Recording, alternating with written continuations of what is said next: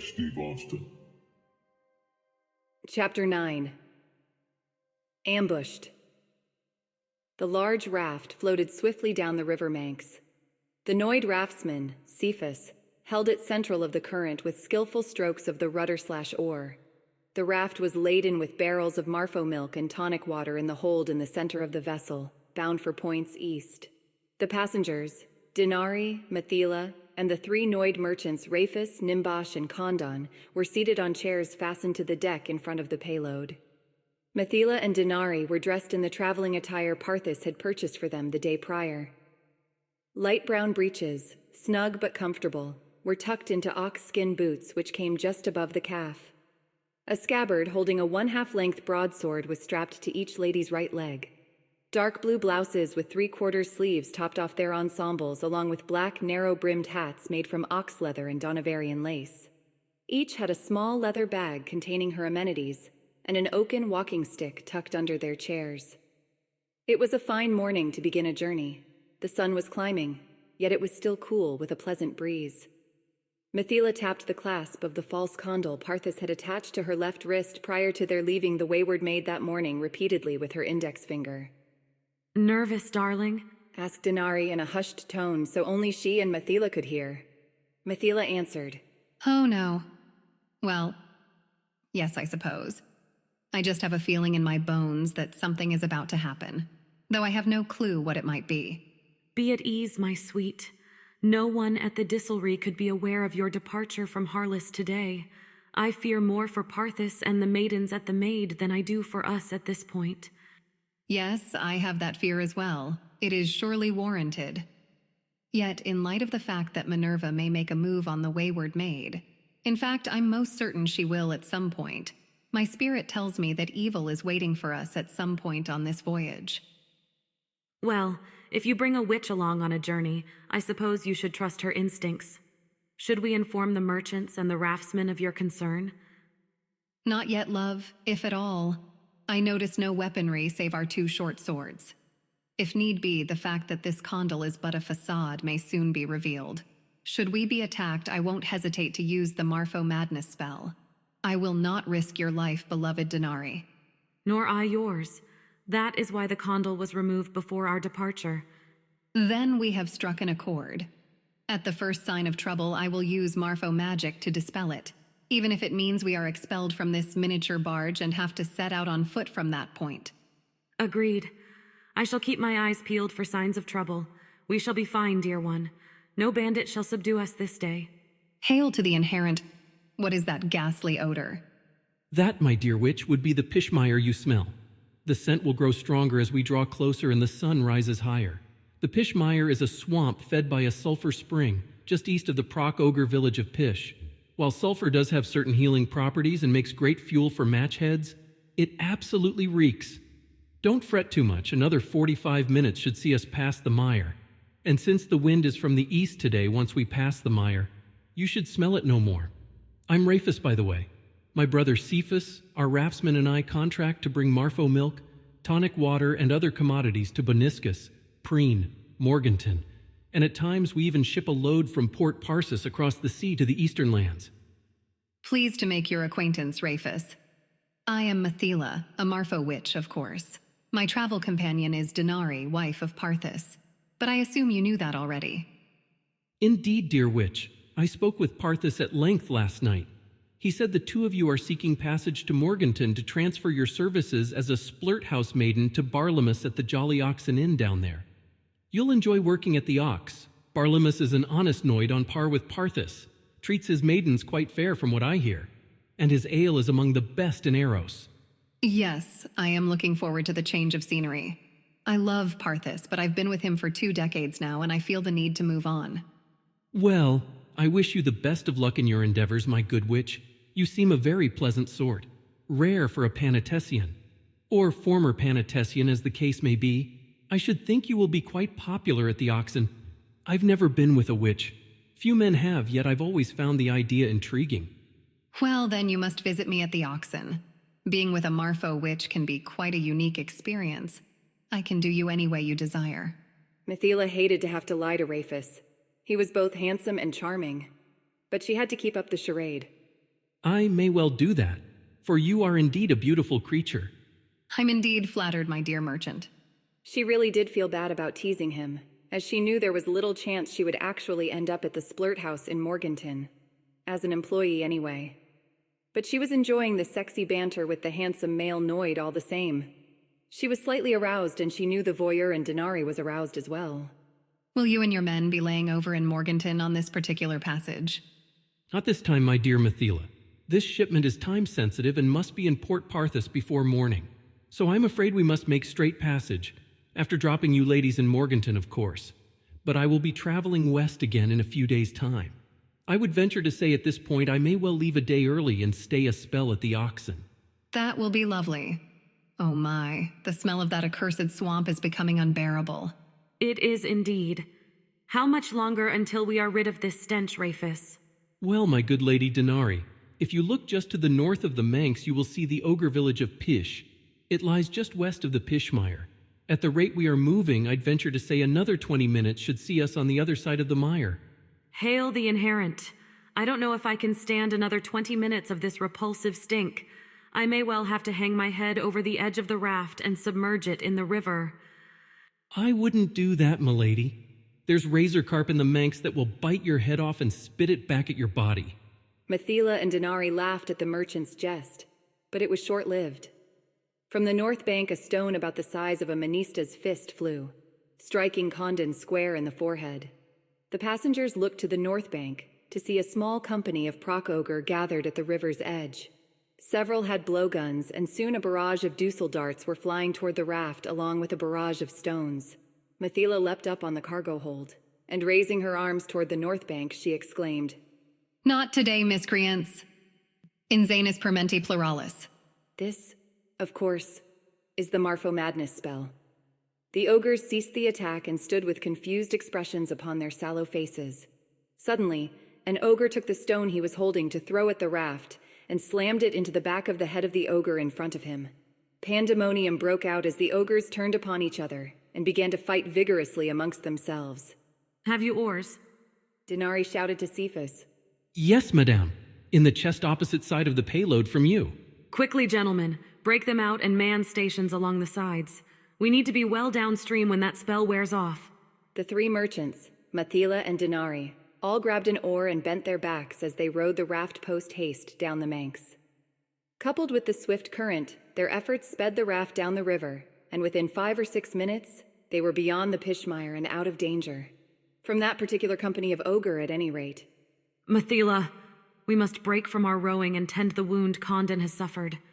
Yes, and I think I have a problem that needs looking after as well. Matheela turned and saw 2 Dusel darts protruding from Rafus's back just below his left shoulder blade. Dinari, tend Condon's forehead. I must attend to Rafus myself, and quickly. Matheela rushed to Rafus and snatched the darts from his back. He was of ghostly white pallor, and on the verge of losing consciousness when she ordered him to lie flat of his back and try to remain conscious. Once he was prostrate upon the deck of the barge, Matheela placed both hands over his heart and proclaimed, Dusalis reverse mortalis restoratum. At first, Matheela thought she might have been too late, but slowly the color began to return to his face. Do you think you could stand if we help you? I will try. You, help me. We must get him moving or the poison will still take hold despite my counterspell. Nimbosh answered her with a respondent yes as he rushed over to aid her. We must keep him moving for about 10 minutes. My spell kept the poison from entering his heart. But unless he keeps his blood flowing, it will settle in one of his limbs and he could lose the use of an arm or a leg. If we keep him moving, it will diffuse over his entire body and become too diluted to do any harm. Dinari, how is Condon doing? He will be fine. The blow he took was hard, yet not grievous. The bleeding has stopped, and the compress of cold river water should stem any swelling. As Rafus walked off the effects of the Duselin, his faculties began to return. He turned to Matheela as she walked beside him, helping Nimbosh to support him, and said, I'm no mage, but I do believe the condyle on your wrist is there but for show. Am I right, dear witch? Yes, and you should hail the inherent. For were it otherwise, you would be either dead or at the very least permanently paralyzed. I pulled 2 yellow-feathered Dusel darts from your back. One is enough to permanently relieve you of your ability to move. Forever. 2 most likely would have killed you had I not been here to counter the poison. I am obliged, my sweet witch. I meant no insolence. I was merely stating a fact. I have always been a good judge of character, and though I've known you for only an inch or two's movement upon the sundial, I trust you. Matheela felt yet even worse now about deceiving Rafus concerning her purpose for fleeing Harliss. And she had developed a degree of trust in him as well, but not to the point of divulging her true reason for undertaking the journey she and Dinari were a part of. I think it will be safe for you to sit now. Come, I will sit with you. Should you start to lose color again, we will rise and walk a bit more, but I'm pretty certain you are out of danger now. They seated themselves at the front of the raft. They were joined by the other 3 passengers and were in the process of breathing a sigh of relief when the raft veered into the shallows and began to scrape the rocky surface of the river bottom. Cephas, watch where you are steering, brother. But Cephas made no reply. They rose and saw him lying flat of his face at the rear of the raft. Blood had soaked the hair on the back of his head. He had apparently taken a stone during the attack but failed to inform them of it. Which of you can steer this vessel? Nimbosh answered that he could, and he rushed to the rear of the raft and took the rudder. Good. Matheela, help me with Cephas. Matheela knelt alongside Cephas as she and Dinari accessed his injury. Rafus stood over them, watching. Efforts to awaken him were unsuccessful. He's lost a lot of blood. He still breathes, but aside from countering the effects of Ducelin, healing is not a talent Marfo magic lends itself well to, and he may be bleeding inside his skull as well. We must get him to the healer's post haste. Rafus, what is the next township upcoming? The half-breed city of Baniscus, about another 2 hours away. The Lord Oticum has a staff of healers there unrivaled in Aeros. Will he make it long enough to get there? His chances will be much better if we can arrest this bleeding. Keep hope good, Rafus. Blessings inherent. Oticum and Jerome sat in the garden outside the Baniscan palace, sipping Milanon and discussing the latter half of the council which had just dismissed. During the second half of the meeting, it was pretty much agreed, though there were of course some doubters, that Shanaea was indeed the one the prophecies from the Lauratanus referred to. As Oticum suggested, they forestalled discussing how Shanaea fit into their plans at this point, as they were not certain as to what Minerva was planning exactly. Nor was anyone, not even Shanaea herself, aware of how powerful she would become after her first power communion. It was further decided that as well as each city taking defensive positions and keeping constant watch, a special force comprised of soldiers from each city that was represented at the meeting would be stationed in the forest of Penichery, as the gnomish cities and the sprite capital were highly susceptible to attack due to their proximity to the Disselry and the ogre cities of Pish and Rorsch. And since a large portion of the food produced and distributed in Aeros was grown in the gnomish cities, it would be near catastrophic if they should be taken by Minerva. The Noid city of Harliss was also considered at risk, as well as its sister cities of Prentice and Norton. With the Disselry just to the south and the ogre village of Pish to the east, cutting off supply to the 3 Noid cities of the north, would be easy for Minerva if defenses were not in place to prevent it. Magistrate Nerub did not commit the Minister of the 4 great cities to the plans the council had settled upon. Firstly, he did not have the authority. That rested with the Justice Supreme and the High Court. Secondly, since the Minister believed their defenses impenetrable, coupled with their belief that all other species in Aeros were inferior to them, it would take quite a bit of convincing to get the High Court to consider, much less approve the Minister joining the fight. Another concern that arose during the afternoon portion of the meeting was the question of where the loyalties, if any, of the Bartane elves might lie. If Minerva had persuaded them to join her cause, that would be a major concern, as the Bartanes are very aggressive and highly skilled in battle. It was this very concern Oticum and Jerome were discussing. Jerome voiced his sense of ill foreboding concerning this issue. I should leave immediately. I will make for the Bartane town of Black Mountain. That's 3 days' march. I have several contacts there who are not particularly loyal to the sovereign of the Bartane elves, Zephyus, whom I can glean information from. I have a bad feeling about this Oticum. The Bartanes have already caused the extinction of an entire race of people.